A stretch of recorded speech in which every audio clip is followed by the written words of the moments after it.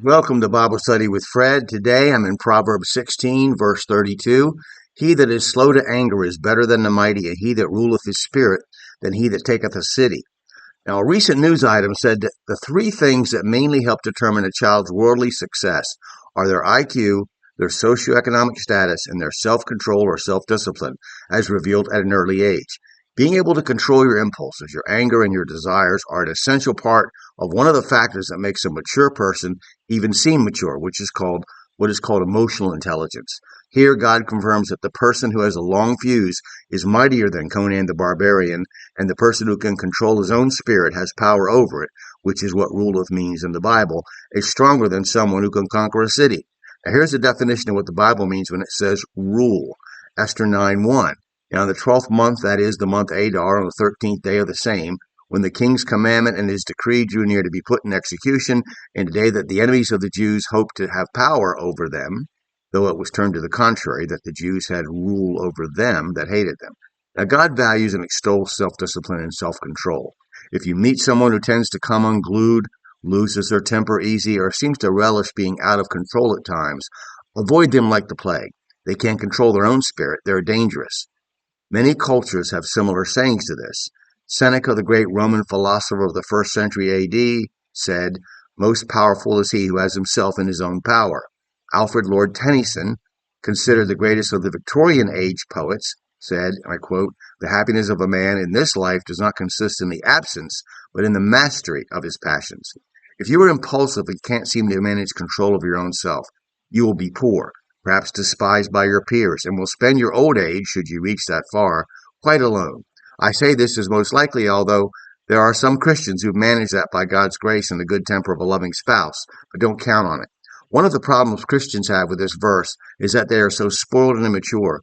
What if God's will for your life is to have it end in a disease at an early age? We can't accept that God may have had a purpose for us we can't figure out, and that we've served that purpose and now he's calling us home. We're angry and hurt and confused. This can't be it, we say. I'm not done. Yes, you are, he says. I wanted you to say those words to that person at that time to further him or her in my will for them, and you've accomplished that.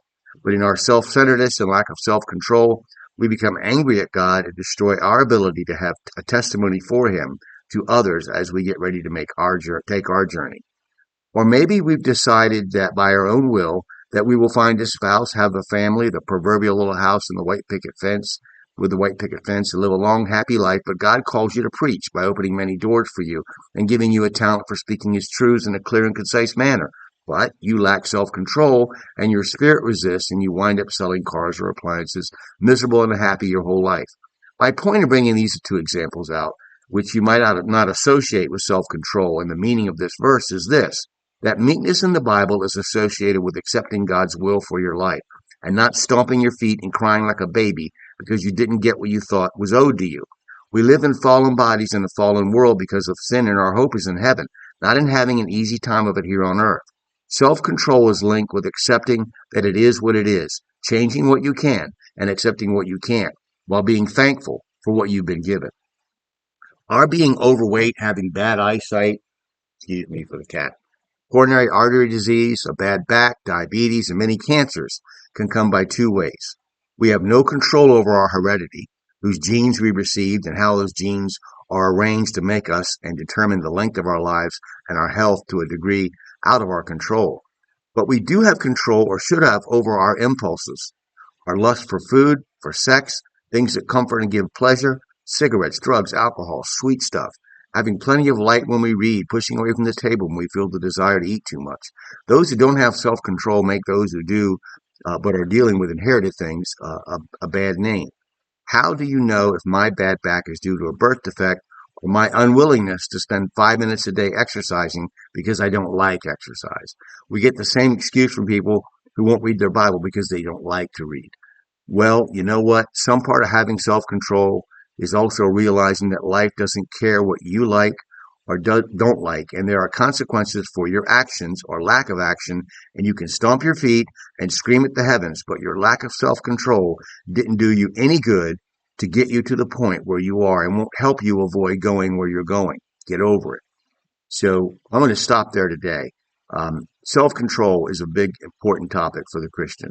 And it's one thing that many people have a problem with. You can tell by their overeating and other sins that you can't see easily.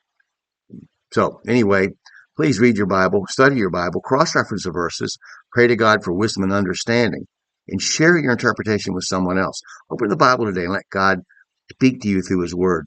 You can purchase my comments on Amazon. You can follow me on blogger.com. But if you watched the video this far, please click like and subscribe or follow. Thank you.